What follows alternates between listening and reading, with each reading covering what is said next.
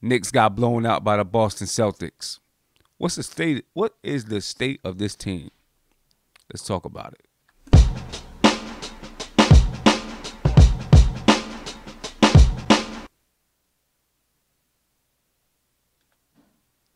What's poppin', folks? My people? And here we go. Bad game again. An undermanned Boston Celtics. I'm not saying that we should have won, but we should have competed better than this. We competed in the first half. Second half, we looked terrible. We consider ourselves a playoff team. It can't happen, man. Can't happen. Vincent, you say it's the worst performance of the season. Maybe. The first time we played the Celtics earlier in the season, that was just as bad of a performance.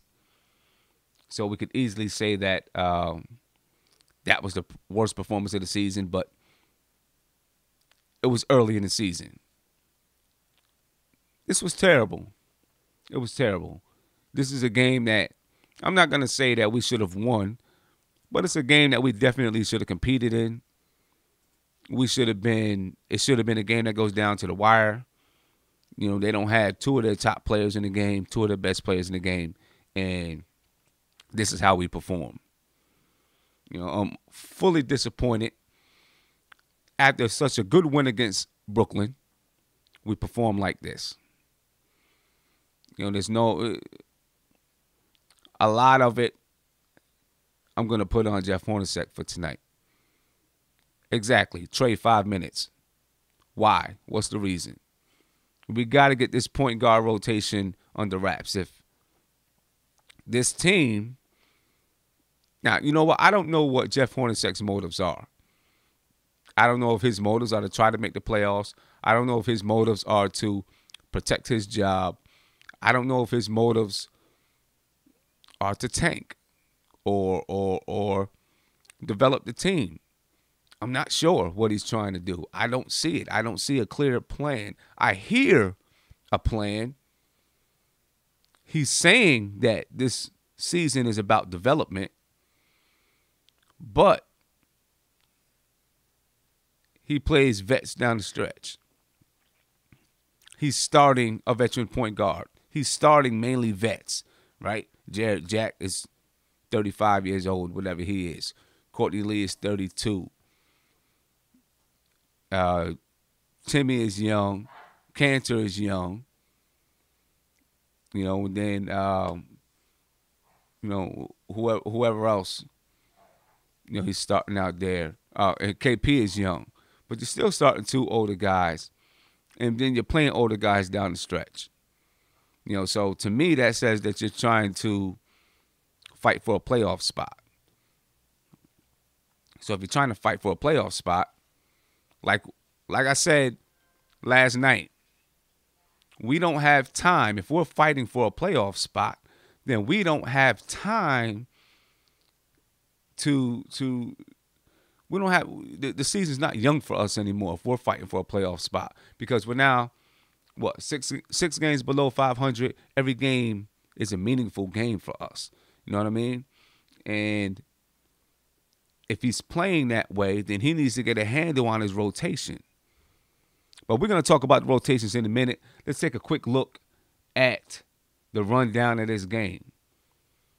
You know, it's terrible news, bad news, but let's look at it anyway. You know what I'm saying? Because this is what we got to do. Check us out. Just looking at the box score. While Porzingis scored more points this game, he still didn't play that well. He shot 38.9% from the field. I don't know what it is with KP in Boston. You know, I don't know if it's mental. Are they too physical?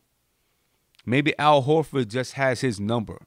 You know what I'm saying? Because Al Horford can guard you on the perimeter, and he can also be physical. Maybe Horford just has Porzingis' number.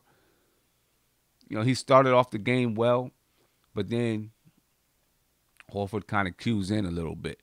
I mean, I guess it wasn't awful. He was 7 for 18. If he made 2 more shots, you know, he's 9 for 18. 1 for 3 from the free throw line, 4 rebounds, 3 assists, negative 36 in the plus minus, which doesn't always mean a heck of a lot. But, you know, KP's had been his struggles against the Celtics. Hasn't played well against the Celtics for a while. And he needs to. We're gonna see if he when he steps up and says enough is enough with this team. Hardaway Jr. 4 points, one rebound, 1 assist. He still played 27 minutes. You know, if you got I understand Hardaway has some size, this and that. He's not playing well. Play somebody else. You know, he's had good games for us. But he's had bad games like this too, especially in the beginning of the season. Play somebody else then. Courtney Lee, 7 points. Jack played 20 minutes. He had 2 points, 4 assists. This whole Jack thing is beginning to run its course. You know, if he's going to trust in somebody, he needs to either trust in Frank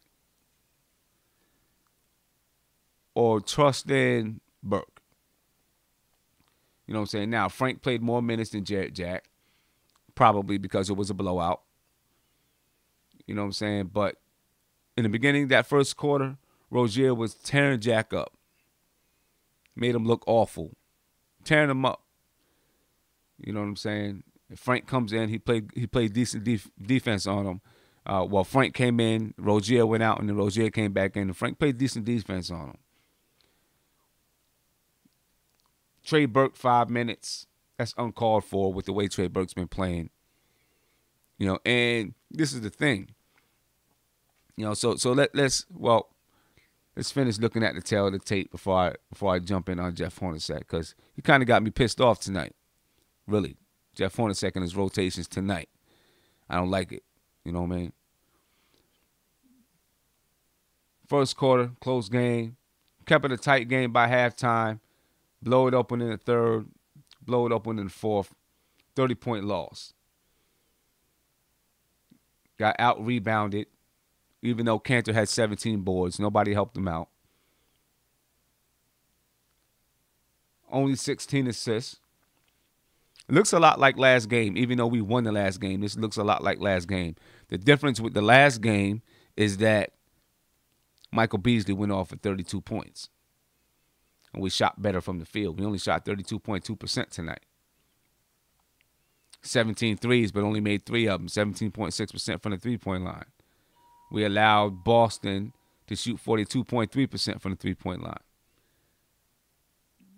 11 for 26. Went to the line 21 times. Were terrible from the free throw line. Shot 66.7%.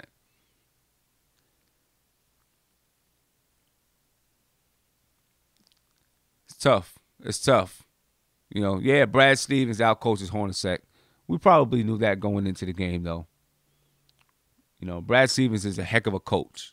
Heck of a coach. You know, like Mike Breen pointed out, when Jaylen Brown came down and he dribbled past Tim Hardaway and dunked on KP, what did Brad Stevens do? He didn't celebrate. He got on Jaylen Brown's back for not getting back. Have we seen Hornacek do that? Maybe. Maybe. You know, but probably not as much as we've seen Brad Stevens do those type of things, or other coaches. You know. So let's get into these rotations. In the first half of the game, you're playing Jack. That's his normal rotation. Frank Ntilikina comes in for Jack. He's playing well. Does a good job. Now, do I like seeing Damian Dotson play? Yes, I do. But you just bring him up from the G League and you play him. Why not? What gave him the... Now, I understand he was on he was on a regular roster before Trey Burke anyway, you know, but what was the reasoning to play him above Trey Burke. You know what I'm saying? Trey Burke didn't play at all in the first half. Not sure what the reasoning was. Maybe because of size. Maybe it was a size thing. It could be. You know what I'm saying? It could be a size thing. He wanted more size, more defense on the floor. And so that's the reason why he played Dotson. Who's Mark? Hold on for a minute, bro. You'll get on. Be cool.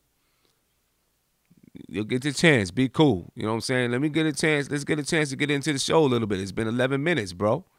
Let's get on. Let's be cool.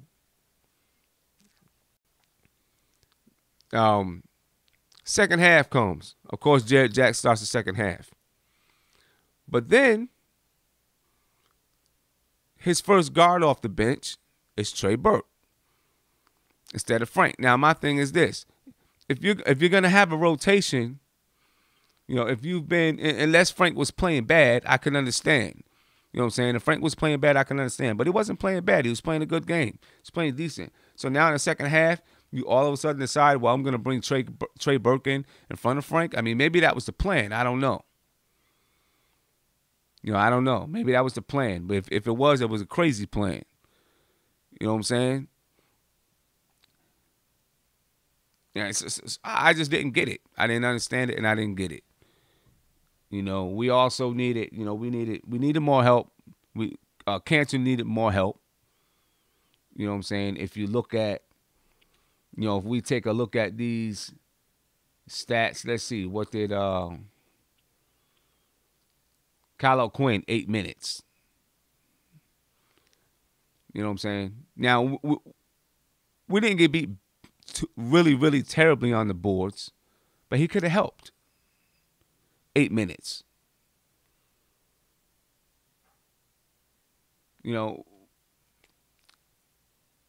It's time for some explanations. You know what I'm saying?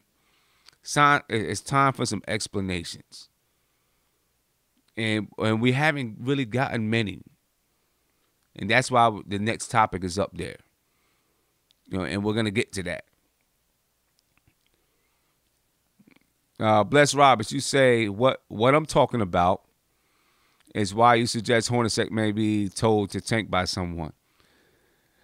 Maybe it could be, you know what I'm saying? But I think if Hornacek was told to tank, I think that he would be playing the young guys. You know what I'm saying? Why play? I think he would be exclusively playing the young guys. All young guys. Probably Frank starting, Dotson at the 2, Hardaway still at the 3, KP at the 4, and Cantor at the 5. All young guys under 25 years old. I think he would probably go that route if he was being told to tank. Based on what Scott Perry said, of course, he could be giving us lip service. You never know. But based on what Scott Perry said, he doesn't believe in tanking. Scott Perry said, he believes in fighting and playing hard and trying to win because tanking creates a losing culture. And I agree with him. I definitely agree with him.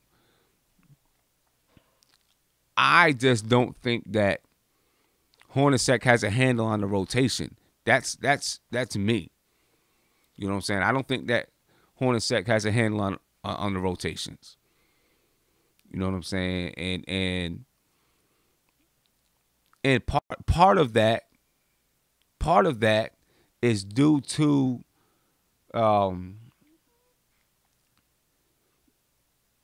it's not like we have dynamite talent all over the place on this roster. So, you got to try to find, every night you got to try to find who the hot guy is, who's the guy is that's going to be able to come in and produce. You know what I'm saying? That's part of it. When you have parity across your team, you got to figure out who's going to play. And when I'm saying parity, I'm meaning, we have guys that are at the same level, but they're not all-star or really, really high levels, but they're still at the same levels, but at a lower level than other teams. And so they're, kind of even. They're kind of even. So now it's like, who do I play? Because they're kind of even. So you got to try to find the guys who can come in and who's going to produce that night. You know what I mean? And that, I will agree, is probably an issue for him. Because you have so many guys that's at the same talent level or the same production level, and you also have guys that probably, you have gluts at so many positions, especially at the guard spots right now. You got 3-point guards, you got 3 shooting guards, one of them playing small forward. And then when Ron Baker's here, you got another guard. You got Doug McDermott, who is a small forward, but plays like a shooting guard. So the roster is very imperfect. It's not perfect. You know what I mean? So it's like there's going to be some problems with rotations, but he can do a better job. My thing is, figure out what your rotation is. Who are your 8, 9? Who are your 9 guys that you know that you're gonna play, and play them? Just make a decision about it. Make a decision about it. You know what I mean? Because it's not fair to Trey Burke. He comes out, he plays 20 minutes or 17 minutes, whatever it is, has 18 points, 5 assists, 18 points, 11 assists, and then you give him nothing. Then you give him nothing. That's not clear to me. I don't understand it. You know what I'm saying? I don't get it. So I'm gonna open up the lines. I know who's Marc wants to get in, but hey, I'm limited to you, bro. I'm gonna keep it limited. So don't, I'm gonna give you a chance to go in a little bit. No cursing. Keep it clean. Keep it clean for sure. All right. But I'm gonna give you a chance. So go ahead and call in, my man. I'm saying, go ahead and call in. I know you want to splurge off a little bit. Jeffrey, you're right. Trey's hungry, man. He's hungry. He's hungry. And I think it's, look, man, we're 6 games below 500. I know some people think we can make the run, but I'm not so sure we can make a run. You know what I'm saying? If we was a team that was going to make a run, we would have won this game tonight. We would have won. You know what I'm saying? That's just it. We would have won this game tonight. And we weren't able to pull this game out. Which tells me that, Isaiah, 1 second, bro. Which tells me that we don't have it. We played a team without their leading scorer and without one of their main defensive point guards. And we weren't able to do anything. You know what I mean? So, we got Isaiah on the line, you know what I'm saying, and we're gonna go ahead and let Isaiah, get his in. All right, Isaiah, what's up, bro? What's going on, brother? Chilling, man, doing real good. Hey, man, I love your chat, man. I love what you do, man. Appreciate it. So I just wanted to say, man, it's been crazy this season. I don't know what's going on with Jeff, man. Jeff has been confusing me lately with a lot of his rotations. I definitely didn't understand it tonight because the way Rozier was playing against Jack, you can clearly see it from the beginning of the game. Right. He was busting them. And when Frank came in, Frank did a way better job guarding Rozier than Jack did, and it just was confusing. The third quarter, he didn't play him, and then we start blowing it out. We start getting blown out. Yeah. And I'm just like, yo, and then one thing that bothers me with Jeff is that he calls a timeout when we down 15. Yeah. He doesn't. Right. He doesn't call a timeout when it gets to 6 or 7. He waits until we all the way down double digits to do that. And it's just getting confusing with me because it's like, yo, we gotta play Frank. He's 19. He has to learn one of these days. He has to learn. Right. And definitely he has to learn. And Hornacek, he's just got to get his rotation together. Right now, he's in the jam with the point guards, and if you're talking about the future, if anybody should lose minutes, it should be Jared Jack. You know what I'm saying? If it should be Jared Jack, not and you use Jared Jack in emergency situations, or you give him some spot minutes. Kind of like he did the trade tonight. Or if you just need to settle everyone down, then you bring in Jared Jack. But right now it really should be about, you want to try to make the playoffs, yeah, but it should be about developing the future guys and trying to make the playoffs with your young guys, really. Exactly, because don't get me wrong, I'm thankful for Jared Jack for what he did for us, because he stayed the season from the beginning when we were 0-3, but honestly it ran its course. It's time to let either Frank, I prefer Frank to start and Trey come off the bench, because I like that tandem, and I think that can definitely work, because I'm looking at all these other rookies, they're in the fire, but they playing, and they learning and developing, and that's what we need from Frank, because I know Frank, I see it from Frank. He got with it. To me, to be a starter in this league, it just, I don't know, man. Jeff it's just confusing. It's just confusing with me. And then I just believe it's honestly for Jeff. I think his time has ran out with the Knicks. I just don't see him being the one to carry us to where we gotta go. To take us there, yeah. I actually agree with you. You know what I'm saying? I agree with you. I don't think that he's the guy to take us there. I think that Scott Perry is going to give him another year. He's going to try to get him guys that Jeff Hornacek likes to play with to see what he can do. But I don't think that I don't think he's the guy either. Yeah, because to me it's this would definitely happen to the Knicks.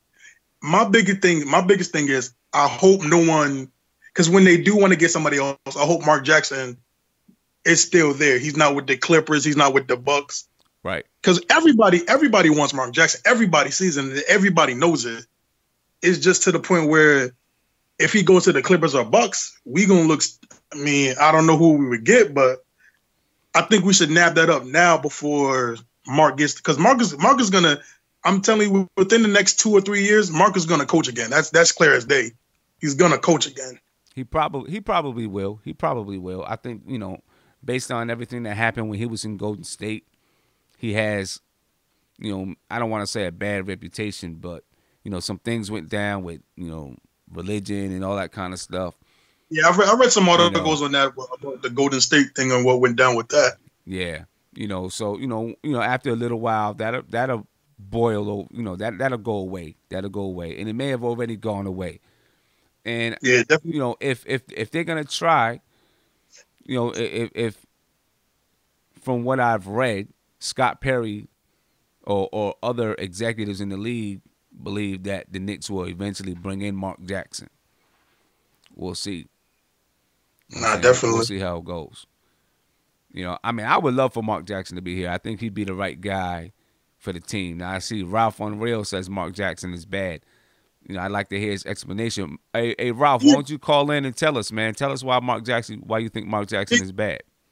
I just want to say, I don't believe Marc Jackson is bad, because you can literally look at the Golden State Warriors and you can see his remnants in the Golden State Warriors today. For real. So right. His development of players is phenomenal, to be honest with you. Look at what he did with Clay, Draymond. Draymond was a second-round pick. Mm-hmm. Steph Curry was always injury prone.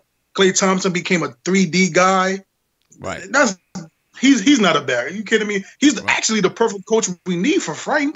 To be real with you. Yeah, I agree with you. I really think he is the perfect guy.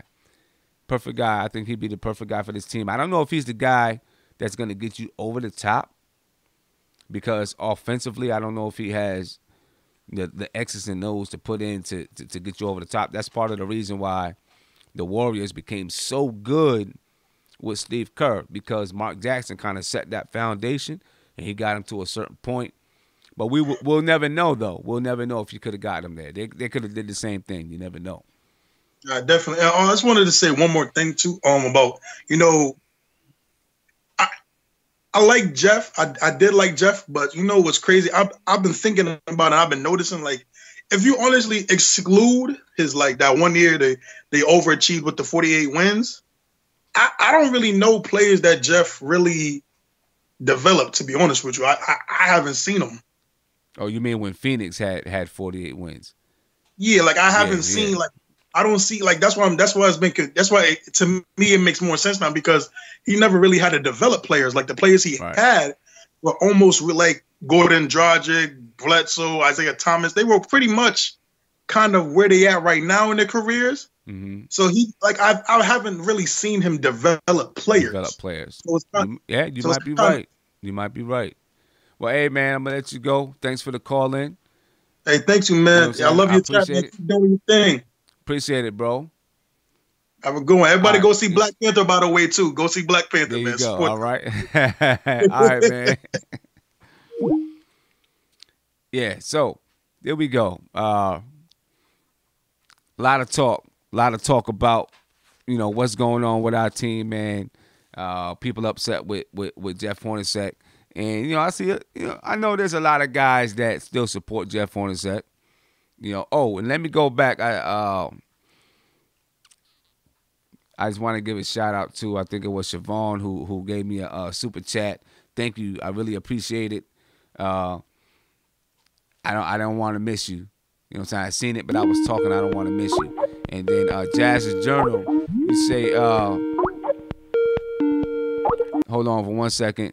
Jazz's Journal, you say you love the channel. I appreciate it. You never miss an episode, and you're not even a Knicks fan. That's great, and much love from Melbourne, Australia.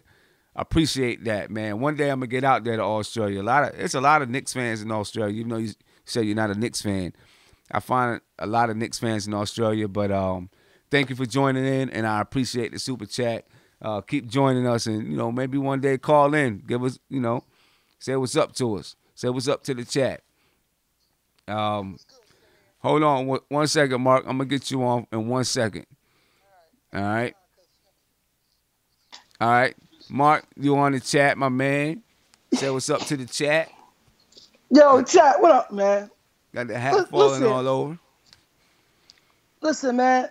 Y'all got to understand something. KP's in his third year. For what he's doing right now, it's acceptable. The dude is learning. But if we don't have other threats on this floor, this offense will not work for him because the ball has to keep moving. Why is the ball not moving? Why is bodies not moving? Well, sometimes he's part of that. No, not necessarily. Because I'm about to break it down to you. I'm about to break it down to you because I'm just watching. I'm watching. When they get the ball to him into the paint, it's almost like they're watching him again. They're watching it. They're doing what they used to do with Carmelo. I'm watching them. They're not moving their bodies. That's why he takes the shots that he takes. He plays in an offense where everybody has to move. I seen him when he played overseas. When they was moving the ball overseas, he got easy shots. He got his post-ups. Well, when they played overseas, they didn't post him up. He was basically a three-point shooter, man. They didn't really post him up that much. You know what I'm saying? Maybe every once in a while. He was way smaller than he is now.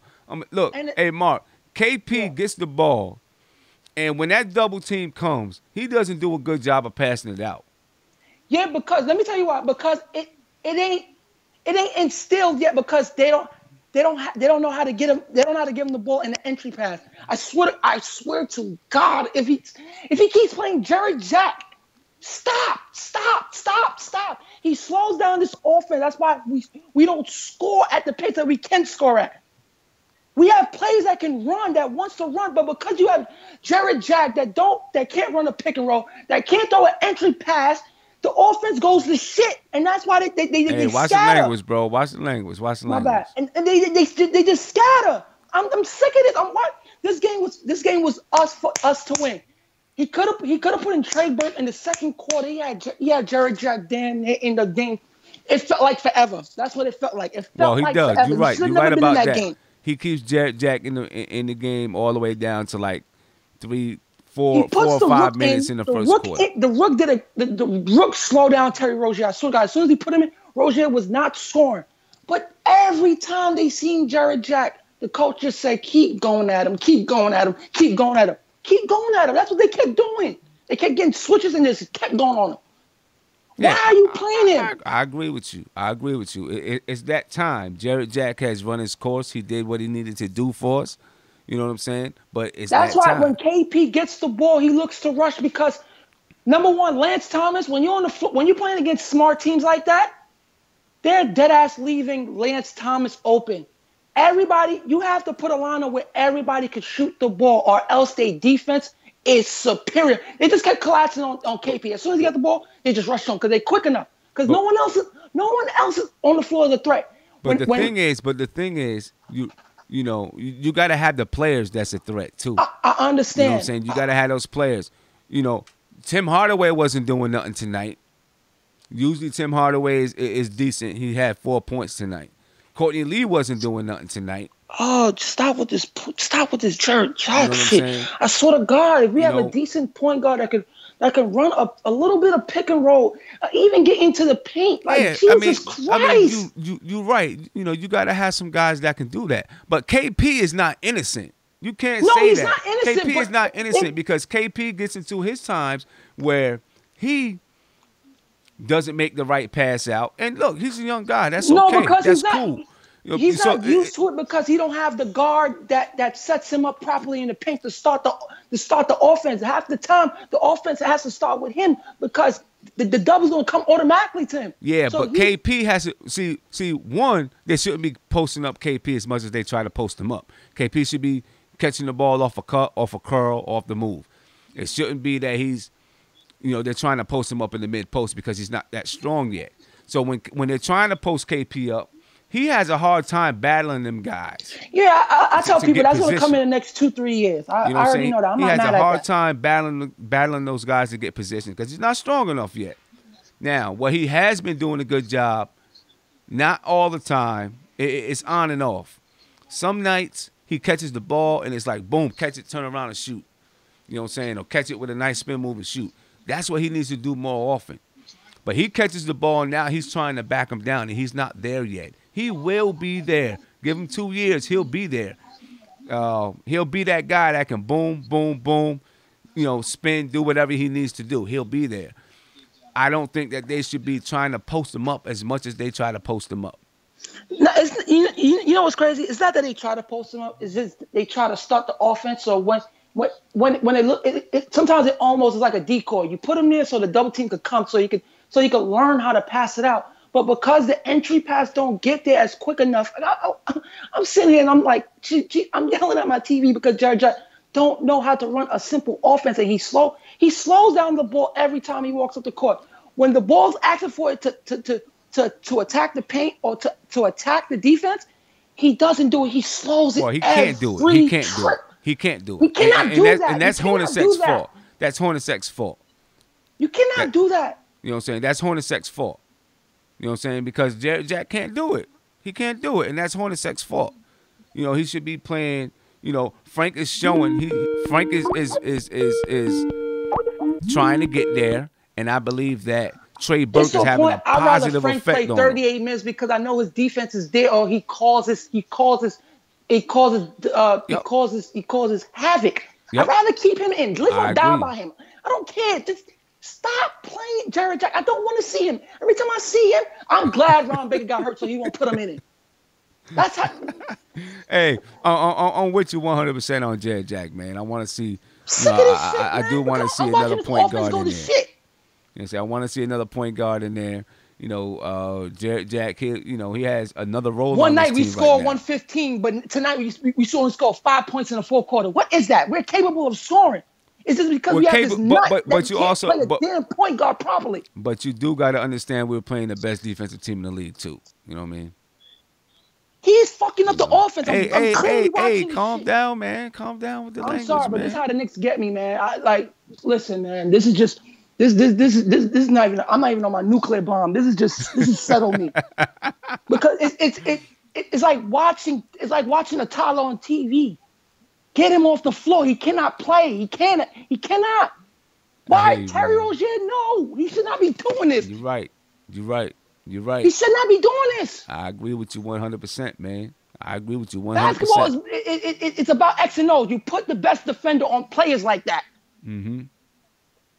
Frank slows down. He makes these point guards think because he knows how to play the defense with his fundamentals.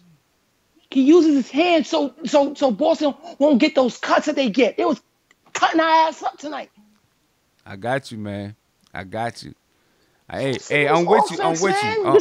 I'm with you, man. I'm with you 100%. We need to play a faster pace. When you watch this offense, if it's run properly, it's efficient. It's a great offense. But when he keep putting Lance Thomas, which is not a threat, you cannot put people on the floor that cannot shoot. You cannot. I don't care what Lance Thomas brings. If he's not a threat, oh my God, these teams just be leaving them wide open. Well, it's like we playing against three. It's like 3-on-5 every time on the floor, and you put Lance and Jared Jack on the floor. Y'all realize that it's 3-on-5. Well, it's either Cantor, Courtney, or Porzingis scoring. You cannot have that against teams like this. But there has been nights where Lance's defense has. I understand that, but listen, you got to give him that. There's been nights when his defense has been instrumental. Yeah, but when you play against teams like this, you have to go young and you have to run. We was not running. We don't get fast break points. It kills me because Hardaway, if you watch Hardaway sometimes, it's like he's on the break, but Jared Jack slows the ball down. You gotta play with pace. There's no pace. That's why KP don't get open shots because he has to play in the offense with pace. If he's just standing there, teams are just looking at him like, go double team him. Go run after him. But if you have KP keep moving, it causes a defense lapse on the other side. I'm watching how KP play. I see how he played over the summer. The offense was moving. But because you have a point guard that's dumb that cannot entry pass. Marc, Marc, I'm gonna let you go. I'm gonna let you go get a drink of water, man. Yo, shout out to the chat. So you can cool down a little bit. All right. You know and to the one that said my voice sound like a girl, man, I can't help it. That's what God gave me. Hey, man, don't worry about that. Guy. Hey, that's cool. It's cool. Your voice, you are who you are. I ain't worried. I know that. Man. That don't bother me. It's all good. But I'm gonna let you go get some water, man. All right. Cool down. Good, don't let the Knicks stress you out, bro. Crap. All right, score 115. We can't score 10 points in the fourth quarter. That's terrible. Yeah. All right, man. Have a good night, Marc. Take it easy, bro. Take it easy. I'm gonna go in my coma tonight. Don't worry about me. I'll be up by tomorrow. All right, man. Yeah, my man Marc was on it. That boy, lighting him up tonight. I hear him though. You know what I'm saying? It is upsetting. You know what I'm saying? It's definitely upsetting when the Knicks continue to play in some ways. Tony Crow. Hold on for a minute, Tony. Hold on for a minute. You know what I'm saying? But what I do want to say though, we got a lot of people trying to call in at the same time. You guys got to jump on it quick, man, because sometimes people are ready to call in. But the thing about KP, I think KP plays just as big as a role as anybody in slowing down the offense. Sometimes, you know what I'm saying? Because sometimes KP gotta make a quicker decision. He gotta kick that ball out. He can't, he catches the ball and he holds it there in the post sometimes. He's gotta make a decision, take a shot or kick it out. You know what I'm saying? But we do need to play at a faster pace. We've been harping on that for a while now. You know what I'm saying? We gotta play at a faster pace. So we're gonna get to my man Tony Crow on the line. Tony, big up the chat. Big up the chat. Yo, what up, chat? Yo, Black this time. It's time again, bro. Every night. Hold on for 1 minute. Hey, guys, we got somebody on the line. We can only have one person calling at a time, fellas. All right, go ahead, man. Yeah. That was a horrible loss, man. Horrible loss. For real. Tough one. What was he talking about? KP got to take some of that blame for sure. Mm-hmm. He needs to run the floor a little bit more. Marc has said, it's looking like Melo got Froze up, Tony. Froze up on you, bro. Sometimes they too. He got to make that quick move or quick pass. Especially when a double team's coming straight to him. Yeah.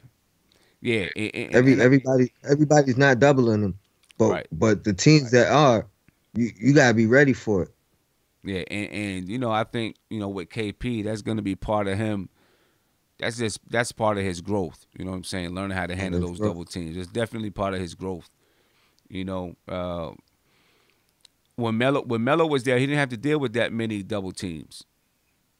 You know what I'm saying? Or triple teams. He didn't have to deal with that. Not last year. Not last year. You know what I'm saying? Not last year. He didn't even have to deal with that because, but this year he's got to deal with it, and he'll be much better prepared next year. You know what I'm saying?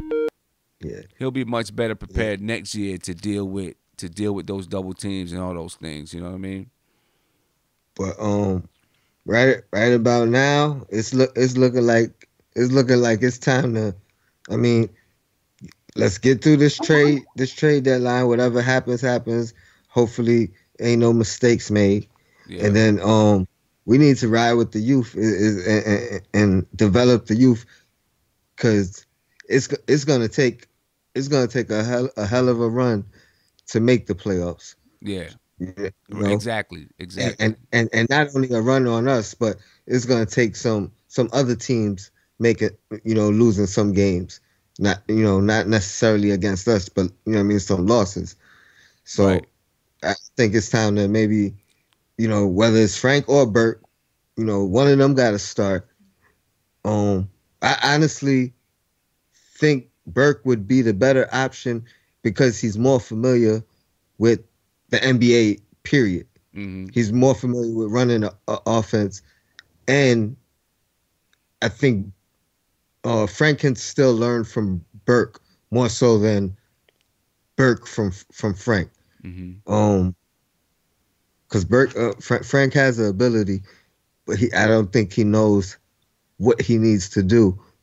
For instance, he does some good passes, but he passes all the time. So the defense, they know he's gonna pass. Mm-hmm. What you gotta do is whether you miss it or not, you gotta try to attempt these layups or shots so that they don't think that you're gonna pass every time. Right. And that's one of his you gotta make yourself a threat on the floor. You know what I'm saying? Exactly. And I think with Trey Burke there, he's been doing a better job.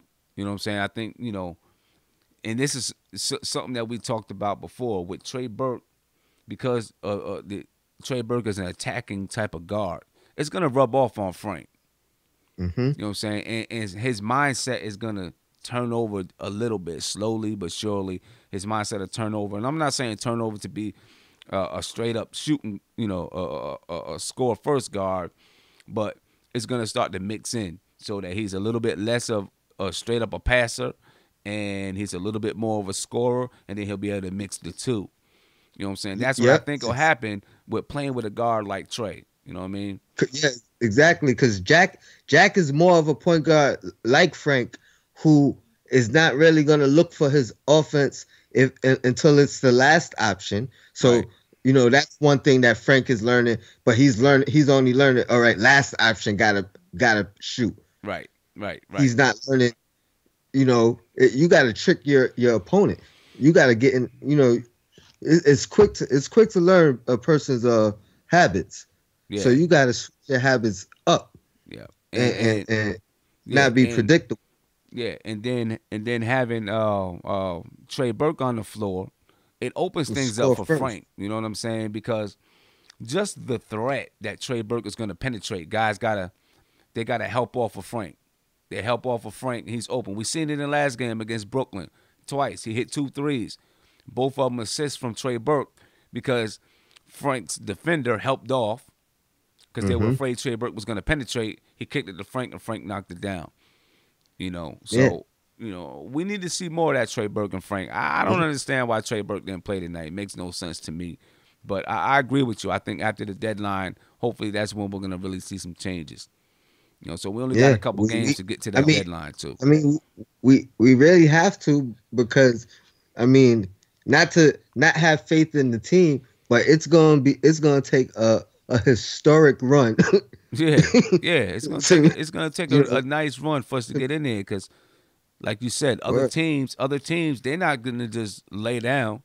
Now there has been some injuries. There's been some injuries, but you look at Detroit, they made a move that they think is gonna push them into the playoffs. You know what I'm saying? Philadelphia is already there, and they still got to get. I don't know if they'll ever get Marcel Fultz back this year, but.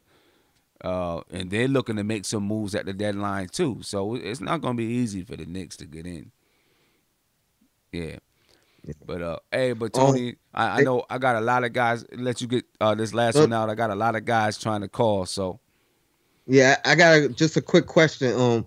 They said Ron Baker's out indefinitely. Indefinitely, yeah. Opposed to like for the season. Indefinitely means that's definitely for the season, but more than that, right? Nah, I think indefinitely, it's just there's no definite time depending on they don't want to give a time period to it. They don't know what it's going to be. I'm thinking he's probably going to be out. He had a torn labrum. Yeah, he's out. Dislocated shoulder and torn labrum. Dislocated shoulder and a torn labrum, man. He's out. Yeah, because isn't that what Noah had? Yep, Noah had that too. Melo had it too. Melo had it too, but Melo played through it. Okay. His maybe wasn't as bad. I don't know, but he played through it. You know what I'm saying? And then he played through it. Then he got a little surgery or whatever done to it over the summer or something. No doubt, yo. Yeah. All right. Shout out to the chat, yo. Black is time. Have a good one. Babe. All right, peace, man. One. All right, guys. So. The next, whoever calls in next, I know Daniel was trying to call in. A couple of other people was trying to call in. I want to talk about the state of, we kind of been talking about the state of the Knicks. But when is Scott Perry? I want to know when Scott Perry and Steve Mills is going to step up and just, we had a State of the Union address the other day. When they're going to give us a State of the Knicks address, that's what we need. And, I think it should come before the deadline.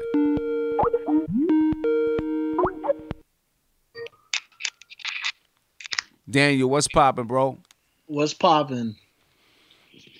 Yo, I got a lot of things to discuss about the Knicks. Okay. Now, hey, do me a favor, turn that down in the back because there's an echo. There's an echo. Yeah. Okay, is it better now? Yeah, it's better. Okay. I think because I had it playing as well. All right. As the trade, I think the Knicks should trade O'Quinn. Yeah, that's probably on the table. I'm pretty sure that's on the table. I think the Knicks should trade O'Quinn to try to get like a there's a lot of small forwards out there that teams are not even like using that's very valuable with size that I think the Knicks could get. Like the Knicks could get a Kelly Oubre, you know what I'm saying? They could, but it's always going to take, you got to have two teams to tango, and now do you think that's possible? I don't know if it's possible, especially right now with John Wall. John Wall is out for a while. But they already have months.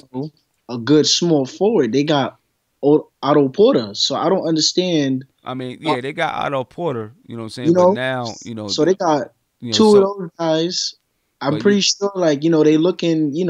If you have two of the same, they just like us.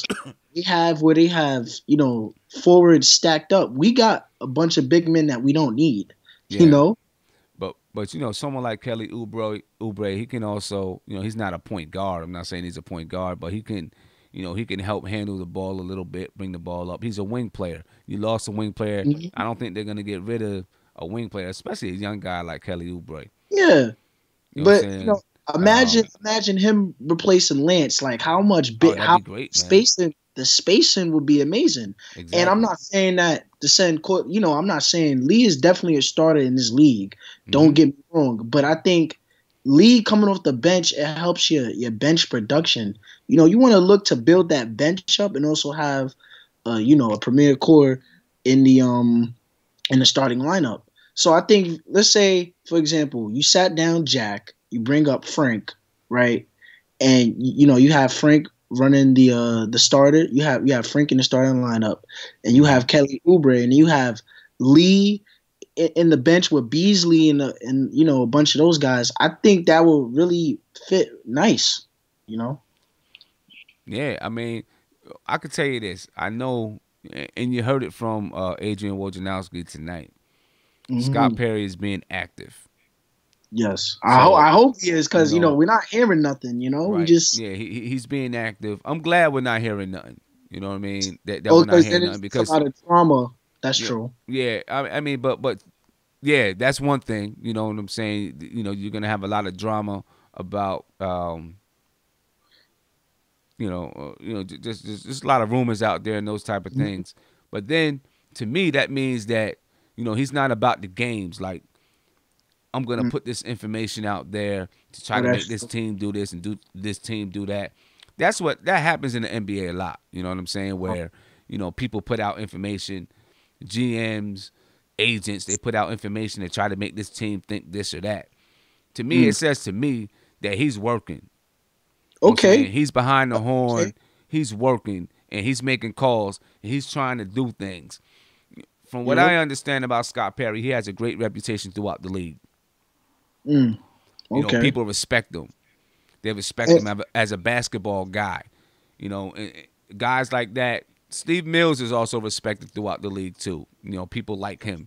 So I feel like maybe they are they're working. And another thing I have to say, I love Kanter. I love his energy, but I just imagine the problem with Porzingis being tired is that he always has to help Kanter in the post, because if there's a good post player, they destroy Kanter on the post. And then once they get that open lane or whatever, KP's man is open, and that's why you ever see KP is always late following out on that three. Because he's so worried about protecting the basket that if Kanter, if Kanter's by himself, he's either going to get beat or he's going to foul. And if KP comes over, open man, and then they hit the three. So I just think about, like, just imagine if the Knicks had like a rim protector, another rim protector. Yeah, someone like DeAndre Jordan, that type of caliber. Just in there for the hustle, for the defense. Right. And KP will be able to do more. He wouldn't have to be so much on defense. I agree. And because when you really think about it, KP, he's 7'3", so whoever he's defending, that's out on the block, they're not, they're going to be intimidated because the guy is that long, he could block your shot without jumping. So it's not like KP can't play defense, is that he overexhausts himself when trying to help Kanter out. Yeah. I think KP is a good defender. Yes. I mean, sometimes even sometimes when Kanter's not in the game, he's late to those. But that's going to happen, and we know. Let's put it like this: it's going to be harder for KP, even though he's long. It's going to be harder for him to move his feet to get out on that perimeter. True, because he's too big. Because he's so long. It takes a little bit of time to get those feet across the floor. You know what I'm saying?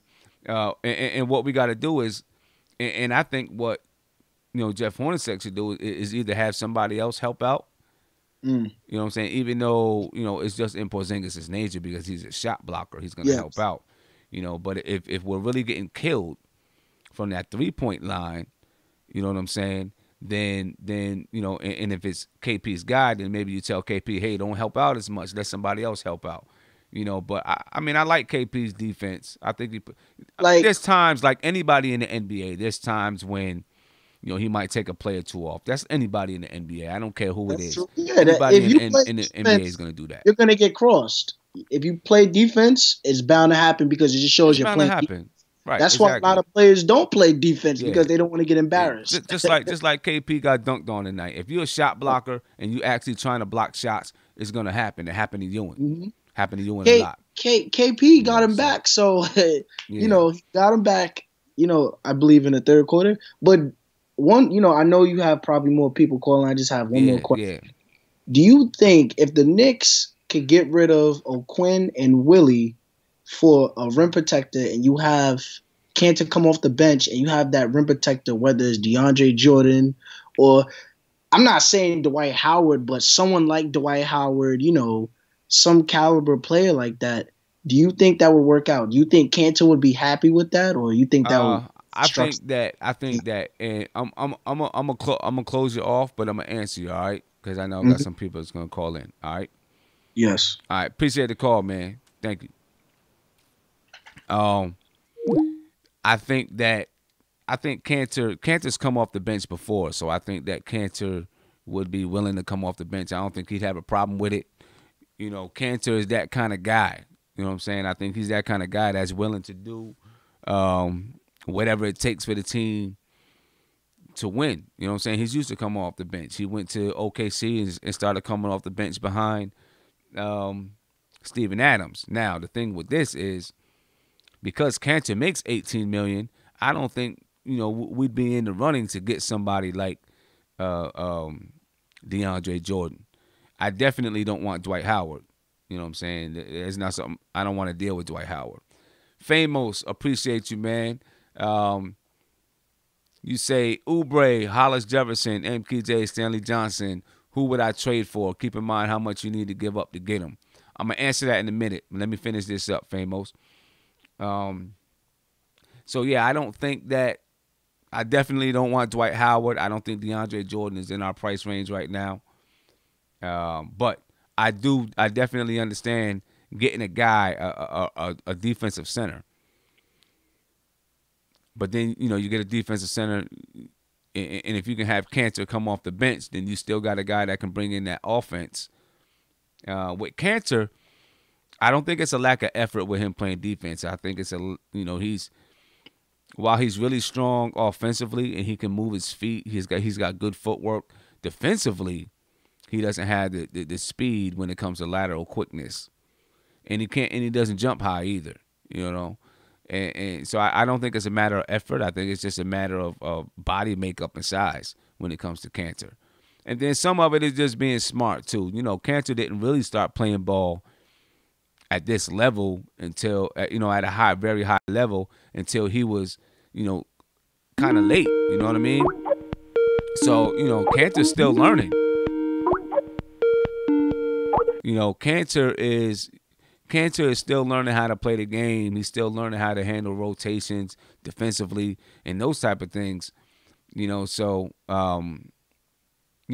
Cantor is age-wise, he's like 25 years old. Basketball-wise, he's probably more like 23. As far as his basketball IQ, and he's still learning. So if you know the history of Cantor and the way that he came into the league, you'd understand. Why I say he's still learning the game. And I mean, they're all still learning the game, but why he's, maybe a little bit behind his age as far as basketball IQ is concerned, because he's, he's still young basketball wise in his league. But I definitely think a defensive center would help this team out or to help KP out. You know what I mean? Do I have somebody on the line here? All right. Call back. I think it was call back when you get a chance. I missed you. But I want to talk about the state of the Knicks because I want to hear from Scott Perry. I want to hear from Steve Mills. I think they owe it to the fans. I think they owe it to people who have a stake in the New York Knicks. It's owed, and I think that they need to step out. Talk about where we are currently and what their plans are moving forward. This is the time of the year to do it. We're at the trade deadline. Now, maybe they're going to wait until after the trade deadline. They'll make some trades and then make some and then come out after they make the trades and say, this is our plans. This is how we're moving forward. But I think they should come out earlier. I think they should come out earlier. Give me 1 second, caller. I think they should come out earlier because I want to know where they're going. I want to get a sense of what they think about Jeff Hornacek. I want to know, what are their plans, especially looking towards the summer. Right now, the way things are right now, the Knicks are looking to have, what is it, $8 million in a mid-level exception or something like that to spend for the summer. So I want to know, what are their plans? Are they looking to try to clear some cap space to make any kind of moves this summer, or are they looking to wait until 2019 when there's some more reputable free agents on the market? And then I want to know, what are they thinking about the coaching staff? I know they're not going to come right out and say it, but in roundabout ways, they can let us know. Are they evaluating? Are they considering any kind of coaching moves? Or do they want to get Jeff Hornacek, his players, to see what he can do? So I want to hear. And then I want to hear a little bit about Joakim Noah. What are they thinking about with Joakim Noah? Do they support Jeff? I want to hear these things. I want to know what's happening. I want to know what's going on. So I think it's time for a State of the Knicks address from Scott Perry and Steve Mills. You know what I'm saying? What do you guys think about that? All right. Who we got on the line? Who's this, Emmanuel? Yeah. Hey, what's popping, bro? What's happening with you, man? What's good? What's good?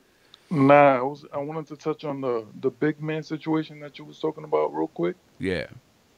I think that you're right. We do need a defensive big man, but I think he already messed that up. But I think Noah would have been all right in that role for now, just for the fact that if you look at what Cantor was doing in OKC along Steven Adams, they was both playing at the same time, and now they're starting to move. Now other teams in the league, they're starting to move into that skyscraper mentality where they have two big men playing at the same time. So what Steven Adams used to do for Cantor in OKC, he used to cover for Cantor a lot defensively. Right. So Cantor will always be hidden. He will be hidden defensively. So that wasn't an issue for Cantor so much as for what he'll do what he was doing now. He'll get the offensive rebounds and he'll score. That was his thing. And Adams will be the anchor on the defense. So you're right about that. And another reason why you're right about that, I don't think Cantor could play alongside KP because of he's a liability on defense, and KP doesn't play inside. That's not KP's strong suit. So you can't force KP to try to be inside when he's soft, and then you have Cantor who's a liability on defense. So that's not going to work. Right. So you're going to need a defensive big man inside at the same time as KP and have Cantor on the bench. So when KP comes out, then you could switch that around. Yeah. And and then Cantor, you have Cantor come off the bench. Man, you got a scorer, you got a beast down low that can come off the bench, and he can still play his 25 points, 25 minutes a game coming off the bench. Exactly. You know what I'm saying? He could still get his minutes and get his numbers coming off the bench. And those are guaranteed buckets because he's efficient. He's an efficient player. He knows what he does. He knows how to score. He knows what's his weakness. Like he knows how to finish around the rim. That's him. Right. And he's shooting like 60 whatever, 65, 67% from the field. I mean, exactly. He's efficient. Yeah. Yeah, Cantor, man, if Cantor could play defense, he'd be crazy. If he could play defense, man, he'd be crazy. He'd be the best center in the league. Exactly. Yeah. And another thing about one thing about KP also, KP, if I don't know if anybody noticed, but if you notice, KP, he's been, as games progressed, he's been getting further pushed back from the basket. I don't know if you want to pull this up or not, but if you look at the stats, look how many. Most of his shots he's taking is from beyond the arc. They're 3-pointers. He's taking threes. He's shooting threes. He got uncomfortable with that mid range game. Yeah, He don't like people coming up under him. he don't. KP So shot now, 5 threes tonight. He's 1 for 5 from the 3-point line tonight. and if you look previously, and I've noticed that like they're pushing him further back, and when he is shooting from the elbow, they're quick shots. He's rushing the shots. Yeah. KP, he's a mess right now. Like Yeah. I don't know. And you know, Jeff Hornacek has to do a little bit more to help him out. It's like, you know, it's like Jeff Hornacek put in something, and then they just run these same exact things over and over and over and over and over. There's no variety. There's no excitement. Yeah, the only play that I see that they run is that backdoor play. Yeah. That's the only thing I see them run. They don't really run anything else besides what that I've noticed. They don't run much besides that, and maybe like another play or two. But yeah, they're not running anything. They're not running anything, and that's something that they should be doing, because if you put Hardaway, you got to put Hardaway and KP on two separate sides of the floor, and if you have KP in the middle, if you have Cantor in the middle with KP and Hardaway on the other sides of the floor, it should be like, I don't know, the floor should be spread out pretty evenly. But yeah, now I get you, because you got guys on either side of the floor that can spread the floor out. Then you get a point guard that can penetrate, that can kick it out to them guys. And then you got a big man that's inside that can come up and set a screen. You know, you can get some action going off of that. You know, Hey Emmanuel, I want to get to this this question that Famous brought in. So I'm gonna let you go, man. I appreciate the call. One last thing, Yeah. One last thing. I don't want to. The Noah thing, I think they're gonna end up having to pay him out, bro. That's looking like that might happen. Yeah. Yeah, because nobody's. I don't think anybody's gonna want to take that contract, especially not for what they're asking for. But that was about it. Yeah, but you know, Adrian Wojnarowski said Scott Perry is working hard to try to move him. I don't think it's gonna happen. You know, but hey, appreciate the call, bro. No doubt. All right. I want to get to this. I want to talk about some trades. I want to talk about some trades and trade possibilities. Famous, he did a super chat, and in his super chat, he asked about between Oubre, Hollis Jefferson, MKG, Stanley Johnson, who am I trading for? Well, out of that group, if we look at how much these guys are making out of that group, and I'm gonna go ahead and bring up some of these salaries. All right, if we look at that group there, you know, those guys, you know, let's look at, you know, let's look at Oubre. We're gonna go to Washington, because a couple guys, you know, want to talk about Kelly Oubre. Kelly Oubre right now is still on a nice deal. $2 million, $3 million, $4 million that year. You got a team option next year and a qualifying offer the year after. And then you got Otto Porter, plays the same position, who's making superstar money, $24 million, $26 million, $27 million, $28 million. Got signed the same time as Hardaway. Maybe the year before Hardaway, whatever it was. He's making big time money. Defensively, he's there. You know, defensively, he is there. Offensively, he's still a work in progress. But they got him signed. They got him locked down for a while.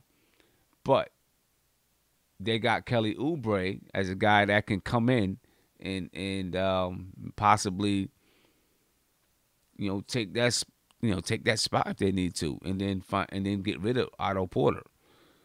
I don't think that they're going to give up Kelly Oubre. And for a while, you got Kelly Oubre, who's probably will be good with coming off the bench for a little while. I'm sure one day he's going to want to be a starter in this league. He'll probably be able to be a starter in this league. But they got him on a deal. They got him on his contract is valuable because he's a good player and he's not getting paid that much. I think it's going to be a hard task to pull away Kelly Oubre without giving up a first. That's what I think. Be hard to pull him without giving up a first. And then Stanley Johnson, that's another guy that was brought up by Famous. I hope I'm saying that right. So if you look at Stanley Johnson, look at Blake Griffin. Wow, 29, 31.8, 34.2, 36.6, basically, 38.9. Whew. Detroit better hope that they can put the pieces around him to make that team tough. Because they're paying out some money. They're paying out some grip. Andre Drummond. I mean, they're paying $117 million. Andre Drummond is $23 million, 25, 27, 28. So you got some guys up here that's making some money. Reggie Jackson making $16, $17 million a year. But Stanley Johnson is on his rookie contract. $3 million, 3.9, and then 5.3.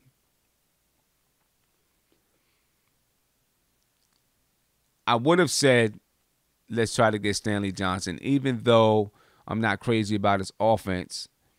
But he's, right now he'd be a replacement for Lance Thomas, except he's younger. But he did put up 26, 28 points last night against Cleveland. So, maybe he needed that 3 spot to open up to be his for him to come off. So I think right now, I don't think Detroit trades Stanley Johnson right now. I think they want Stanley Johnson there. I think he's probably a better defender than Tobias Harris. I'm sure he's a better defender than Tobias Harris. Van Gundy likes to play defense. So he's probably a Van Gundy type of guy. And now, that position should be his. And I think he's going to be too valuable for Detroit to give up. Especially when you're paying the amount of money that you're paying Blake Griffin and Andre Drummond.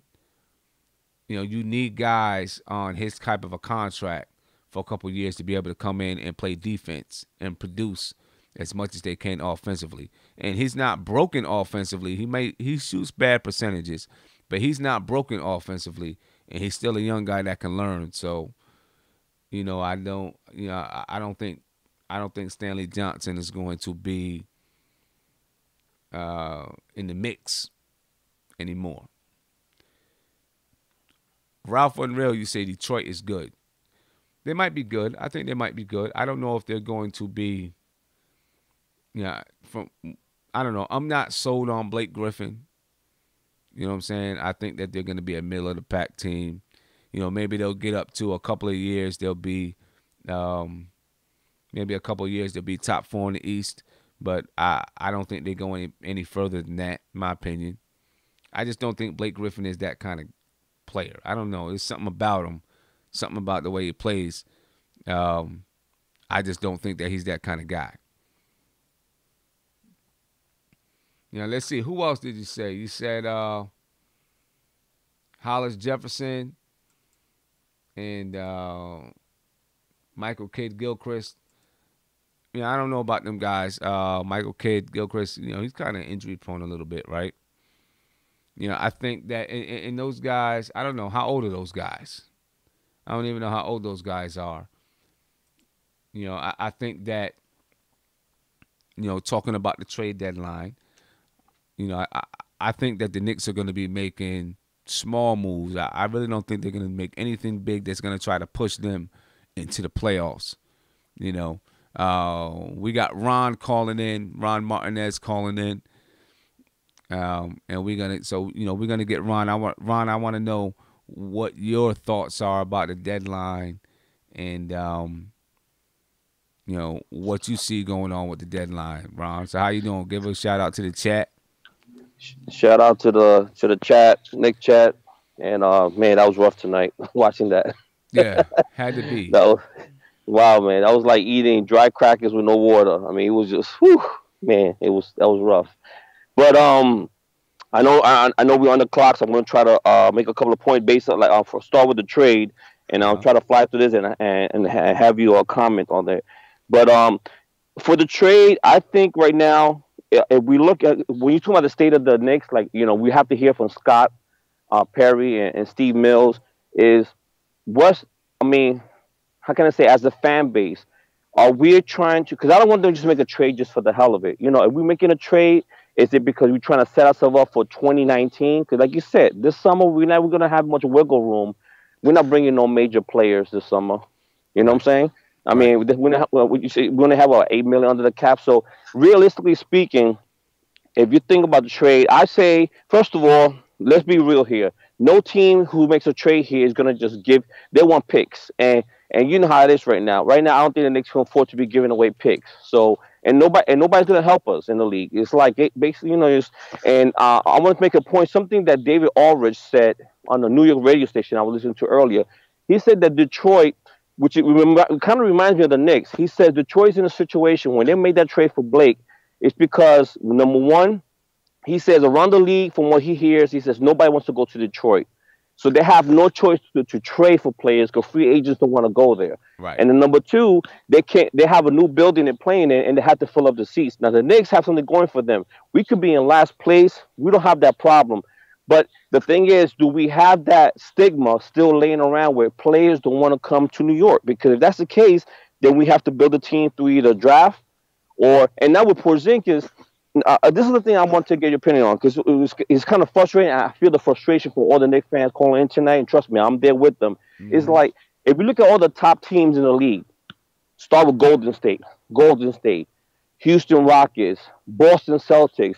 Like Isaiah Thomas said the other day on NBA TV, it's a guard-oriented league. So if you notice, a Golden State Warriors, they don't need a dominant big man.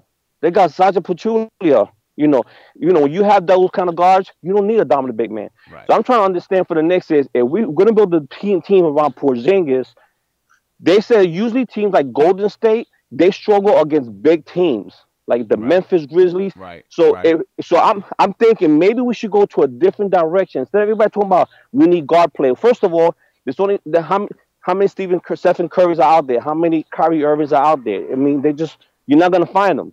So my thing is maybe we should go a different direction, build like you said, an athletic team, a bigger team. And if Kyrie Irving, when he's a free agent, decides to leave Boston, I would love for him because, New York was, we didn't have the assets, but New York was on his list. Right? Right. New York was on the list.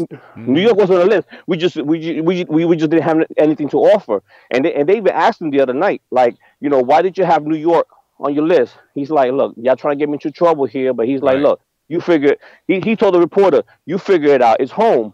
He grew up a Knicks fan. So what I'm saying is maybe we should just set up the team now.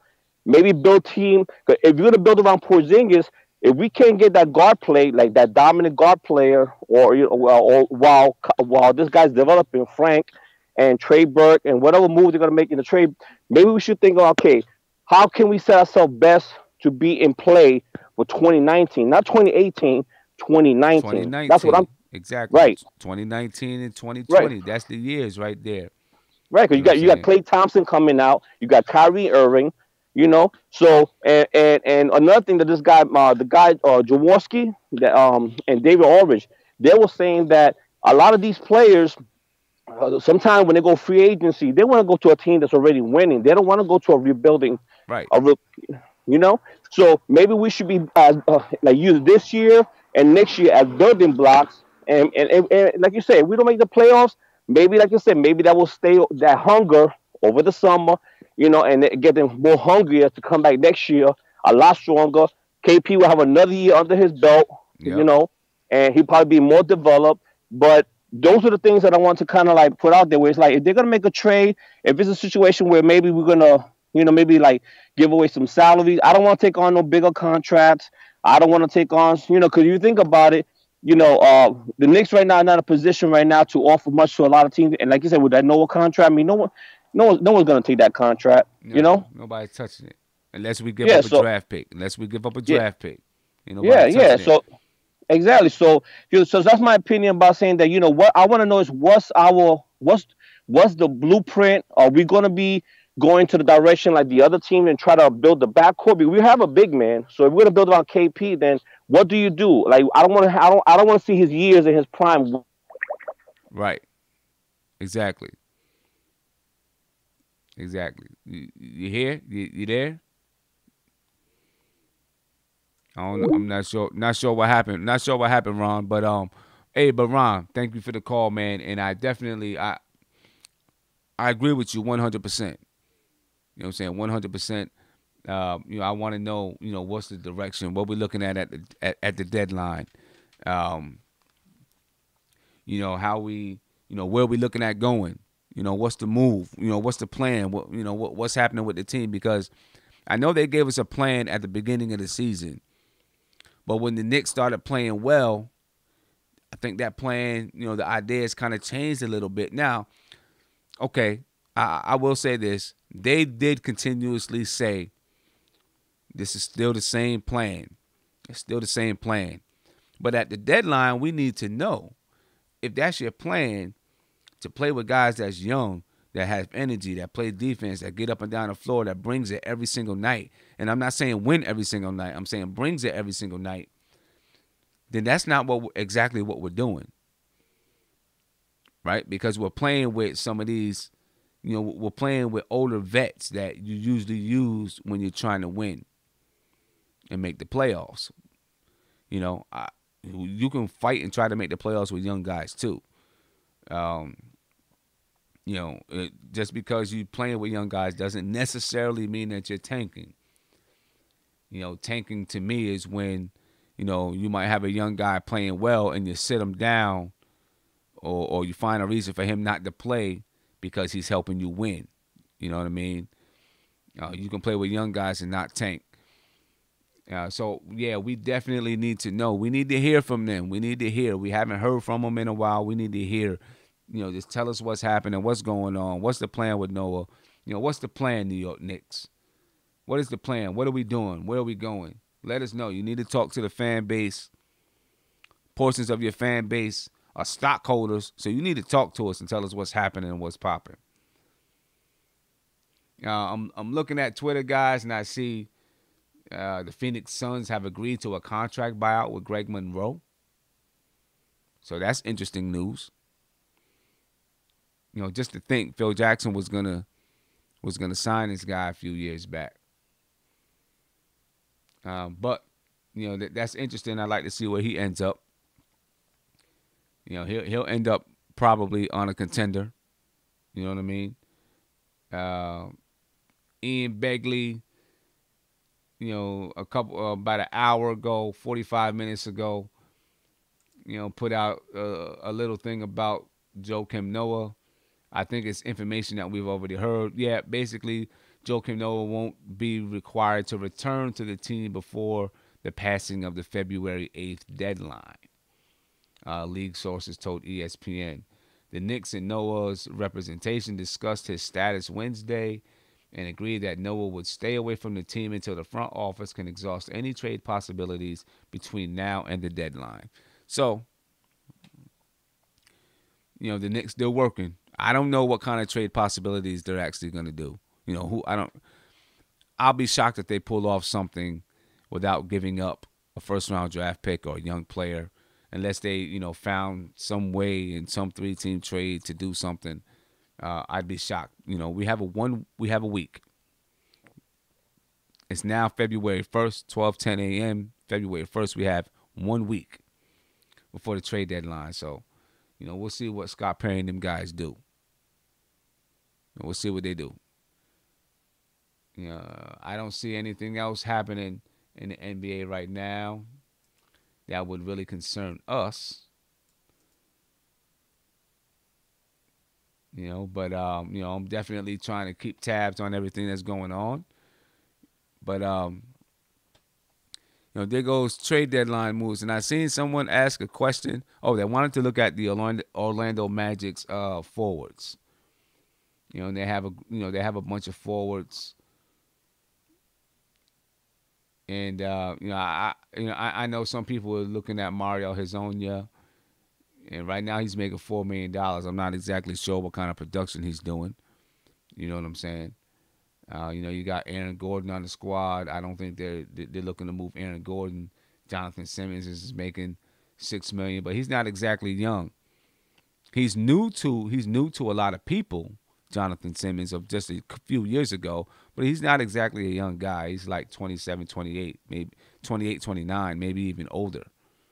You know what I mean? So there's a lot of questions. I think right now there's a lot more questions than answers with the Knicks. A lot of questions about where we're going, what the future is. I think and that's why we need them to step out and say something to us and let us know what's popping. Let us know what's happening, what's going on, so that we know that they have a plan, so that we know that they know what's going on. Because right now, we're not sure. Nobody's sure. You know what I'm saying? Nobody's sure. So let's talk about this Milwaukee game. The Knicks in Milwaukee. Have we played them yet this season? I don't remember. I'm not sure. Now, but Milwaukee right now, if you look at the standings, where are the Bucks? Right now, Milwaukee, they're 27-22. They've won the last 4 games, 6-4 the last 10. We play them in Milwaukee. They are 17-9 at home. And I'm gonna tell you what, even if we would have won tonight, I don't really give us a chance. I think we did play Milwaukee earlier in the season. I don't really give us. They're too athletic. I think they're too athletic for us. Jabari Parker is supposed to be coming back. We don't know how many minutes he'll get. Giannis Antetokounmpo, not much we can do with him. They got a strong point guard, Eric Bledsoe. They got some long athletic guys that I just don't think we can deal with. And I'm not expecting us. I'm really not expecting us to go there and win this game. We have trouble dealing with athletic guys. And, long athletic teams. We have trouble with them, and I don't think that we're going to be able to pull this win off. So, looking at that, we'll probably be 7 games below 500 after Friday night. I could be wrong. I hope that I'm wrong. You know what I'm saying? I surely do. I definitely hope that I'm wrong. But, we'll see. We'll see. Right now, I'm sure, even with the shakeup, even with Milwaukee being shaken up and Jason Kidd being fired, they've won the last 4 games. They are.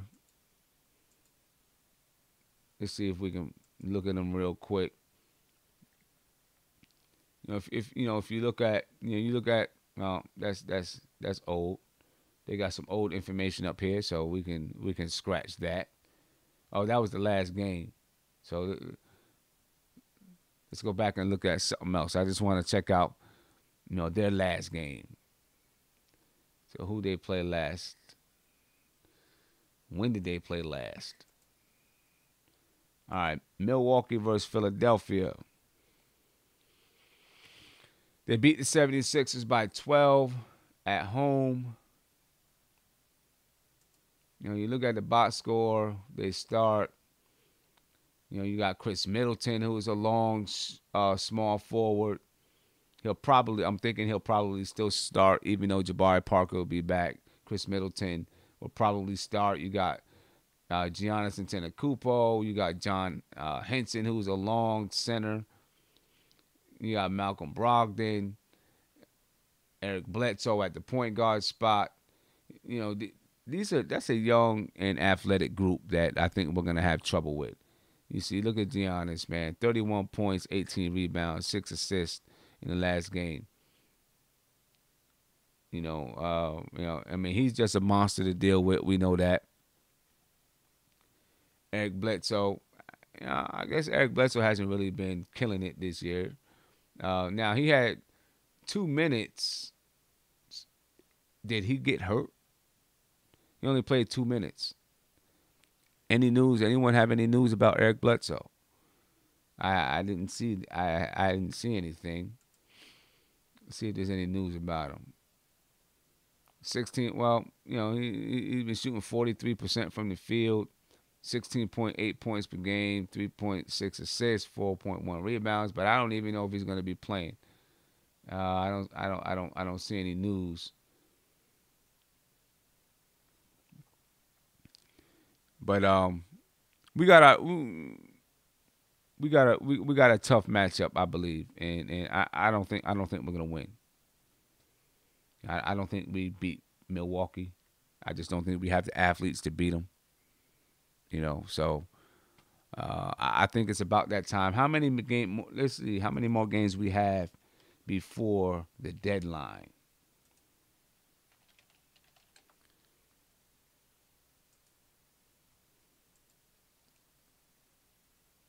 So let's check it out. Before the deadline, we play Milwaukee on Friday. We play Atlanta on Sunday, 12 o'clock, early game. Tuesday, we play Milwaukee again. And then on the deadline, we play Toronto. So you got 1, 2, 3. Actually, 3 games, because when we play Toronto, the deadline will be over. All right, so we got 3 games before the deadline. I guess I'm hoping that what's going to happen, because, we've been crying about the lineup. We've been upset about the lineup, the rotations. So I'm hoping that these 3 games, maybe Jeff is just going to play it out with these 3 games, see what happens after the deadline, and then after the deadline, go with the youth. Now if somehow we mess around and win these 3 games, then maybe it changes. But I don't see it happening right now. I don't see it happening. So there we go, guys. Hopefully we get a State of the Knicks address soon. We can figure out what's happening with our New York Knicks, what the plan is, what to expect going forward. I'm going to call it a night. I'm going to go get some rest. Who's Marcc? You know what I'm saying? Wore me out in just those 10 minutes on the phone, man. The brother wore me out because his energy was like coming through Skype. Like just hitting me. Bob, bob, bob. Word up. Energy was just coming through Skype, man. But who's Marcc, man? Peace out, though. Hopefully you relax a little bit. But I'm going to call it a night. I'm definitely going to be on Friday after the game, after the Milwaukee game. But if anything happens between now and then, I might just jump on. And if I'm out somewhere, I might just jump on wherever I am. You know what I'm saying? And talk about whatever news, anything that I seen. You know what I'm saying? So I'm trying to. Nah, I'm just messing with you, Marcc, man. I'm just messing with you, man. Keep that energy up. I love it. I like the energy, man. You call in, you bring some energy to the show. I like that. I'm just joking with you, bro. I'm just joking. But I definitely, if something pops off, something happens, I'm gonna pick it up and give a call.